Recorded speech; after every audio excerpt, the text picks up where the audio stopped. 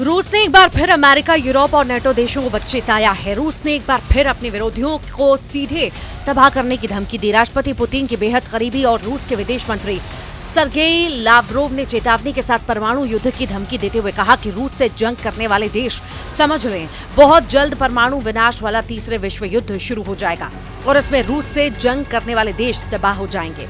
Ukraine को लगभग 4 साल से रूस रौंद रहा है, लेकिन अब जिस तरह से रूस की तरफ से तीसरे विश्व युद्ध की परमाणु धमकी दी गई है, उसने अमेरिका, ब्रिटेन, फ्रांस और जर्मनी को बेहद गंभीर चुनौती दे दी है। रूस को अब पूरी तरह से यकीन हो चुका है कि राष्ट्रपति ट्रंप यूक्रेन और नेटो के कंधे पर बंदूक रखकर रूस को तबाह करने का प्लान बना रहे हैं।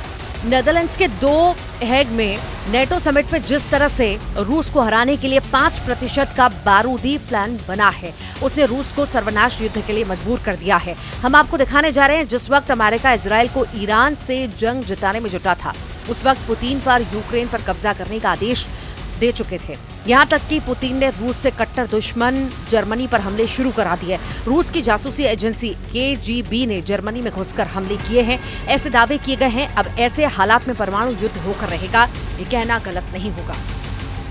रूस ने लगभग 4 साल की जंग में साबित कर दिया कि रूस को ईरान नहीं है जिससे यूक्रेन नेटो के 32 देशों के साथ मिलकर हरा दे। रूस के कमांडर कोई ईरानी कमांडर नहीं है जिन्हें आसानी से मारा जा सके। रूस दुनिया का वो देश है जिससे सीधी जंग करने में अमेरिका तक के होश फाख्ता है। राष्ट्रपति पुतिन जैसा सख्त जुनूनी नेता ने यूक्रेन में अब तक 4 प्रांतों पर अपना कंट्रोल कर लिया है, जबकि एक प्रांत पर कंट्रोल करने के करीब है। ताजा आंकड़ों के मुताबिक रूस सेना 27% इलाका यूक्रेन का जीत चुका है, जिसमें यूक्रेन का वो इलाका भी है जिसे यूक्रेन का सफेद सोना कहा जाता है। ताजा जानकारी के मुताबिक इस वक्त रूस की सकंदर-M मिसाइलों ने यूक्रेन के चीथड़े उड़ाकर रख दिए हैं, जबकि राष्ट्रपति जेलेंस्की रूस से आखिरी जंग करने के लिए नेटो देशों से आखिरी जोर लगाने की गुहार लगा चुके हैं। हेड में नेटो समिट के दौरान जेलेंस्की और ट्रंप की 50 मिनट की मीटिंग और नेटो के 32 देशों ने जिस तरह से रूस से अगले 10 साल तक जंग करने की तैयारी शुरू की है, उसने रूस को परमाणु युद्ध के लिए मजबूर करना शुरू कर दिया है। रूस के विदेश मंत्री सरगेई लावरोव ने एटम बम से तीसरे विश्व युद्ध को लेकर जो प्रलयकारी चेतावनी दी है, जरा उसे भी जान लीजिए। रूसी विदेश मंत्री सरगेई लावरोव ने एक नई चेतावनी जारी की है कि परमाणु प्रलय घड़ी आधी रात के करीब आ रही है और तीसरे विश्व युद्ध की आम चर्चा हो रही है। लावरोव ने दावा किया है कि रूस ऐसी परमाणु तबाही से बचने के लिए काम कर रहा है और राष्ट्रपति डोनाल्ड ट्रंप की सामान्य बुद्धि की इसीलिए प्रशंसा कर रहा है ताकि अमेरिका और नेटो परमाणु तबाही से बच सके। रूस की सरकारी TSS समाचार एजेंसी के अनुसार तुर्कमेनिस्तान के विदेश मंत्रालय में एक भाषण में लावरोव ने कहा है कि वैश्विक सुरक्षा शायद अब सबसे महत्वपूर्ण मुद्दा है, खासकर जब कुख्यात परमाणु प्रलय घड़ी आधी रात की ओर बढ़ रही है। ऐसी स्थिति को रोकना आवश्यक है और हम तबाही को रोकने के प्रयासों में सक्रिय रूप से लगे हुए हैं। यानी विदेश मंत्री सरगेई लावरोव ने रूस के दुश्मनों को स्पष्ट संदेश दिया है कि अगर रूस को घेरने और दबाने की कोशिश करोगे तो आधी रात में टिक टिक करने वाली परमाणु घड़ी दुनिया में विनाश ला सकती है। रूस के पास सबसे ज्यादा परमाणु हथियार हैं। रिपोर्ट्स के मुताबिक 5500 से ज्यादा परमाणु हथियार रूस के पास मौजूद हैं, जबकि अमेरिका के पास 5044 परमाणु हथियार है। लेकिन यहाँ सवाल परमाणु हथियारों की संख्या का नहीं है बल्कि हिम्मत का है, क्योंकि रूस अब यूक्रेन जंग में दौर में पहुंच चुका है, जहां उसे यूक्रेनी सेना के साथ साथ नेटो, यूरोपियन यूनियन, अमेरिका के साथ मिलकर घेरने में लगे हैं। ऐसी स्थिति में पूरी संभावना है कि अगर रूस को लगा उसका वजूद खतरे में है तो वो अपने दुश्मनों पर परमाणु हमला करने में जरा भी नहीं चूकेगा। रूसी जनता यूक्रेन के अलावा 3 देशों को अपना कट्टर दुश्मन मानती है। रूस में एक सर्वे हुआ जो मॉस्को स्थित स्वतंत्र शोध संस्थान लेवाडा केंद्र ने किया है। इस सर्वे में 1613 रूसी नागरिकों से बातचीत की गई थी। उनके मुताबिक यूक्रेन के अलावा रूस के कट्टर दुश्मन अमेरिका, ब्रिटेन और जर्मनी है।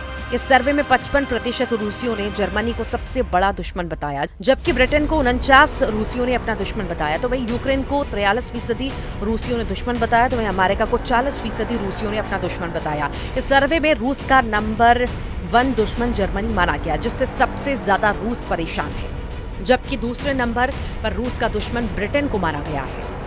तीसरे नंबर पर यूक्रेन को दुश्मन माना गया है, जिससे जंग चल रही है, जबकि यूक्रेन का जंग में शुरू से साथ देने वाले अमेरिका को दुश्मन नंबर 4 माना गया। जर्मनी को रूस का दुश्मन नंबर 1 मानने के पीछे कई कारण हैं। यूक्रेन युद्ध के दौरान जर्मनी ने पश्चिमी देशों की अपेक्षा ज्यादा सक्रिय भूमिका निभाई। उसने न सिर्फ यूक्रेन को उन्नत हथियार और सैन्य प्रशिक्षण मुहैया कराए, बल्कि रूस के खिलाफ आर्थिक प्रतिबंधों में भी सबसे अग्रिम भूमिका निभाई। जर्मनी ने अपने पारंपरिक शांति नीति के दायरे से बाहर जाकर यूक्रेन को टैंक, एयर डिफेंस सिस्टम और आर्टिलरी सिस्टम तक पहुंचाई है। यही नहीं, नॉर्ड स्ट्रीम गैस पाइपलाइन में विस्फोट के बाद भी जर्मनी ने जिस तरह का स्टैंड अपनाया, उसे रूसियों ने विश्वघात के रूप में लिया है। इसीलिए रूस की नजर में इस वक्त रूस का दुश्मन नंबर 1 जर्मनी है। नेटो के 32 देशों में शामिल जर्मनी रूस की आंखों की किरकिरी बन चुका है। जर्मनी के नए बने चांसलर फ्रेडरिक मर्ज ने आते ही रूस को चारों तरफ से घेरने की कोशिश की। यूक्रेन में अपने कमांडरों को भेजकर जर्मनी से रूस के खिलाफ आग से खेला है। यही वजह है कि रूस की खुफिया एजेंसी ने जर्मनी में घुसकर नेटो के लड़ाकू वाहनों को जलाकर भस्म कर दिया। खबर के दावों के मुताबिक रूस ने नाटो पर हमले तेज कर दिए हैं। दावा किया जा रहा है कि जर्मनी के एयरपोर्ट में जर्मन सैन्य वाहनों को आग के हवाले कर दिया गया। खबर के मुताबिक 26 जून को यूक्रेन की मदद के लिए रखे गए कई राइन मेटल ट्रकों को आग के हवाले कर दिया गया। इस हमले के पीछे रूस की केजी का हाथ माना जा रहा है। आग लगने से सभी ट्रक जलकर राख हो गए हैं। एयरपोर्ट में लगी आग ने कम से कम 3 सैन्य रसद ट्रकों को नष्ट कर दिया है। स्थानीय मीडिया और रक्षा विश्लेषकों का मानना है कि जर्मनी पर ये एक तरह से रूस का पहला हमला है। 1200 से ज्यादा दिनों से रूस यूक्रेन जंग चल रही है। हालात ये हो गए हैं कि नेटो के 32 देश मिलकर भी यूक्रेन को जंग नहीं जिता पाए।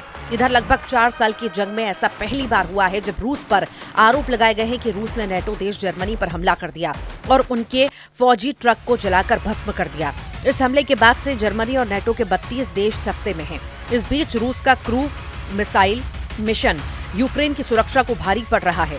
एडवांस स्कैंडर एम मिसाइल अमेरिका निर्मित पैट्रियट प्रणाली को बुरी तरह से दबा कर रही है, जबकि रूस tornado S rocket launcher smart हथियारों से यूक्रेनी ठिकानों पर हमला कर रहे हैं।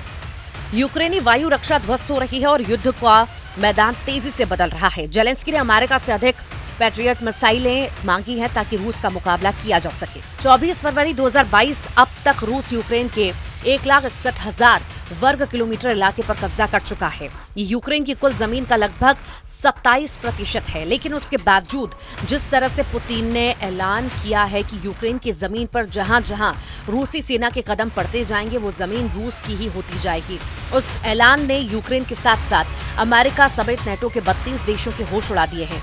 30.5 साल से ज्यादा की जंग में अभी तक यूक्रेन नेटो के साथ मिलकर रूस को अपने देश से खदेड़ नहीं पाया है।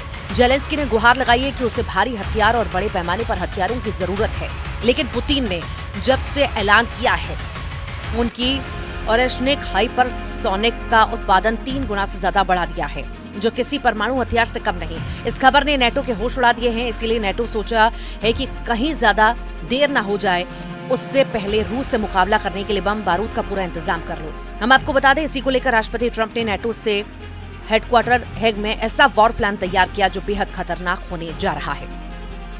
द हेग में हुई समिट के दौरान नाटो सदस्य देशों के नेताओं ने सामूहिक रक्षा बजट बढ़ाने पर फैसला लिया। साल 2035 तक हर नेटो देश अपनी जीडीपी का हर साल 5% रक्षा और सुरक्षा से जुड़े सेक्टर में खर्च करेगा। इसमें बजट का 3.5% हिस्सा डिफेंस सेक्टर में खर्च किया जाएगा, जबकि बाकी का 1.5% महत्वपूर्ण इंफ्रास्ट्रक्चर की सुरक्षा में किया जाएगा। यूरोपियन देश अगले 10 साल में अपना रक्षा खर्च जीडीपी का 5% तक बढ़ाएंगे। नीदरलैंड के द हेग शहर में हुई नाटो समिट में अमेरिकी राष्ट्रपति डोनाल्ड ट्रंप ने यूरोपीय देशों से रक्षा खर्च बढ़ाने को कहा था। समिट के बाद सदस्य देशों की तरफ से जारी साझा स्टेटमेंट में कहा गया, हम सामूहिक सुरक्षा को लेकर अपने फैसले पर कायम हैं। वॉशिंगटन संधि के आर्टिकल 5 के मुताबिक नेटो देशों में से किसी पर भी हमले को सभी देशों पर हमला माना जाएगा। ट्रंप चाहते हैं कि सभी सदस्य देश अपने जीडीपी का 5% रक्षा पर खर्च करें। अभी नाटो के खर्च में यूरोपीय देशों का कुल योगदान केवल 30% है, जो देशों की जीडीपी का औसतन 2% है। इस बीच खबर है कि स्पेन ने साफ कर दिया है कि वो अपनी जीडीपी का 5% रक्षा खर्च पर नहीं लगा सकता। स्पेन ने इसका विरोध करते हुए कहा है कि वो 2.1% से ज्यादा खर्च नहीं करेगा। फ्रांस, इटली, कनाडा और बेल्जियम जैसे देश भी इतना खर्च करने को लेकर आसानी से राजी नहीं है, या कहें दुविधा में है। इधर यूक्रेन रूस युद्ध में जबरदस्त खबर आई है। खबरों के मुताबिक यूक्रेन को अमेरिका से पैट्रियट मिसाइलें मिल सकती हैं। डोनाल्ड ट्रंप ने इस पर विचार किए जाने की बात कही। पैट्रियट मिसाइल सिस्टम एक अत्याधुनिक एयर डिफेंस सिस्टम है जो लंबी दूरी तक मार करने में सक्षम है। ये मिसाइलों, विमानों और ड्रोन को हवा में ही नष्ट कर सकता है। यूक्रेन के राष्ट्रपति व्लादिमीर जेलेंस्की लंबे समय से पैट्रियट मिसाइलों की मांग कर रहे थे। यदि यूक्रेन को ये मिसाइलें मिलती हैं तो इससे रूस के लिए युद्ध में मुश्किलें बढ़ सकती हैं। हाल ही में यूक्रेन ने रूस के कई महत्वपूर्ण ठिकानों पर हमले किए, जिसमें क्रीमिया के एक एयरबेस और नेवल बेस को भी निशाना बनाया गया। इन हमलों में यूक्रेन ने अपने ड्रोन और नेपच्यून मिसाइलों का इस्तेमाल किया। लेकिन द हेग में जेलेंस्की और ट्रंप की 50 मिनट की मीटिंग के बाद ट्रंप ने पैट्रियट मिसाइल यूक्रेन को देने का मन बना लिया है, ऐसी खबरें हैं। लेकिन इधर जिस तरह से रूस की तरफ से परमाणु जंग की धमकी दी गई है, तो ऐसे हालात में यूक्रेन और नेटो को कोई हथियार बचा नहीं पाएगा।